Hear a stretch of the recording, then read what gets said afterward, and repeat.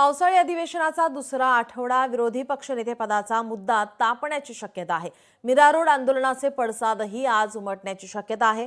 मराठीचा मुद्दा आज अधिवेशनामध्ये तापण्याची शक्यता वर्तवण्यात येते। पावसाळी अधिवेशनाचा दुसरा आठवडा सुरू आहे। विरोधी पक्षनेते पदाचा मुद्दा तापण्याची शक्यता।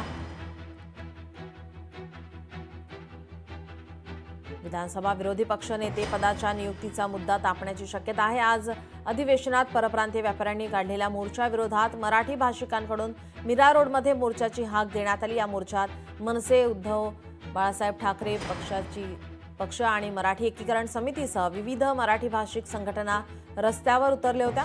मात्र या मोर्चाला पोलिसांकडून परवानगी नाकारण्यात आली। त्यानंतर मोर्चाला या ठिकाणी त्याशिवाय मोर्चाचे नेतृत्व करणाऱ्यांना पोलिसांनी ताब्यात सुद्धा घेतलं होतं आणि त्यांना नोटीसही बजावल्या होत्या।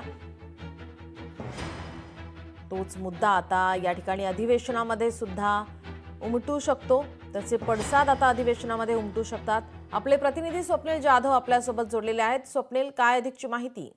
नीलम, पावसाळी अधिवेशनाचा आजचा दिवस जो आहे तो वादळी ठरण्याची शक्यता आहे, कारण एकूणच अनुदानित शिक्षणाच्या संदर्भात या ठिकाणी शिक्षकांचं सुद्धा आंदोलन सुरू आहे। गिरणी कामगारांचं आंदोलन हे आज सुरू होणार आहे। तर दुसरीकडे देशामध्ये सुद्धा काही कामगार संघटनांनी आंदोलन पुकारलेलं आहे। त्यामध्ये महाराष्ट्रातील शेतकऱ्यांचा मुद्दा हा गेले काही दिवस विधानसभेत चर्चेला जातोय, मात्र अद्याप यावरती काही ठोस निर्णय किंवा ठोस उपाय जो आहे तो राज्य सरकारकडून केला जात नसल्यामुळे विरोधक आक्रमक पाहायला मिळतात। त्यामुळे एकूणच आणि काल झालेला मराठीच्या मोर्चावरून जो हल्लाबोल होता मुंबई महाराष्ट्रामध्ये, या संदर्भातले जे पडसाद आहेत अख्ख्या महाराष्ट्रभर उमटले होते। मात्र आज सुद्धा विधिमंडळ परिसरामध्ये पुन्हा याची चर्चा होणार असून सभागृहामध्ये खरं तर सरकारचं लक्ष वेधण्याचं काम होईल। मात्र एकूणच या ठिकाणी विरोधकांचा मोठ्या प्रमाणात पाठिंबा जो आहे तो आंदोलनांना पाहायला मिळतो। यामध्ये शिक्षकांच्या काही मागण्या असतील, यावरती सुद्धा आज विधानसभेमध्ये महाविकास आघाडीचे आमदार आहेत ते बाजू मांडणार। त्यामुळे यावरती शिक्षण मंत्र्यांकडून नक्की काय उत्तर दिलं जातं याची प्रतीक्षा सर्वांनाच आहे। मात्र आज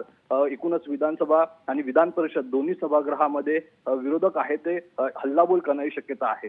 जी नक्कीच, धन्यवाद आपण दिलेल्या सविस्तर माहितीसाठी।